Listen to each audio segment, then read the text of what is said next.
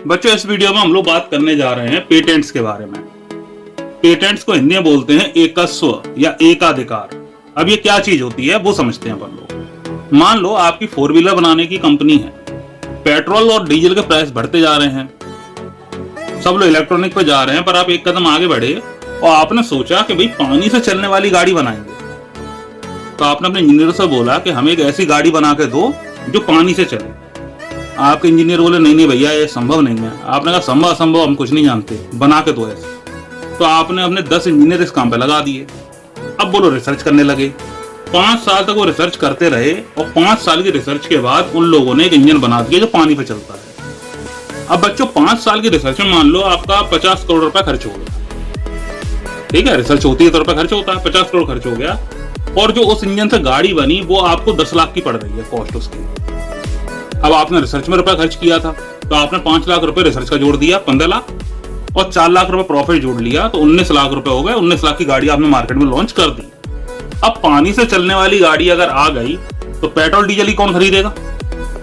तो आपकी सेल बढ़ गई। अब मेरी भी गाड़ी बनाने की कंपनी है तो मैंने देखा कि भैया इसने तो रेड मार दी मार्केट की। तो हमने अपनी कंपनी वालों से बोला इसकी एक गाड़ी खरीदो। हमने आपकी गाड़ी खरीदी और अपने इंजीनियर से बोला इसका इंजन खोलो देखो क्या है और नकल करो इसकी। और हमने आपके इंजन की नकल करके एक गाड़ी हमने ही बना ली, हमें भी वो 10 लाख की पड़ी।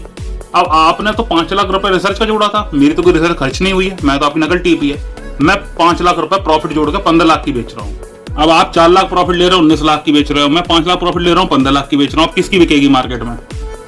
मेरी बिकेगी, है ना? तो आप तो लुट गए। मेहनत आपने की, पेड़ आपने लगाया, फल मैं खा रहा हूं। समझ गए प्रॉब्लम? अब इसके सॉल्यूशन पर आओ। पीछे लौटो।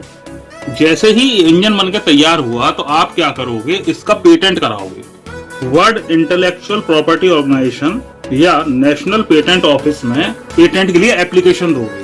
पेटेंट यानी एकाधिकार के, इसको बनाने का अधिकार सिर्फ आपका रहे। तो ये चेक किया जाएगा कि आपसे पहले किसी और ने तो ऐसा कोई आविष्कार नहीं किया है।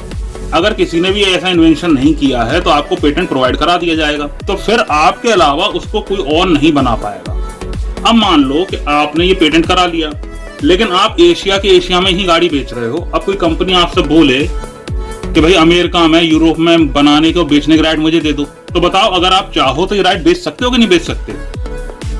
बेच सकते हो। और जो चीज बिक जाती है वो असेट्स होती है। समझ गए? तो पेटेंट भी आपकी असेट्स है। अब ये भी नहीं दिख रहा है तो इसको भी इंटेंजिबल असेट्स कहेंगे।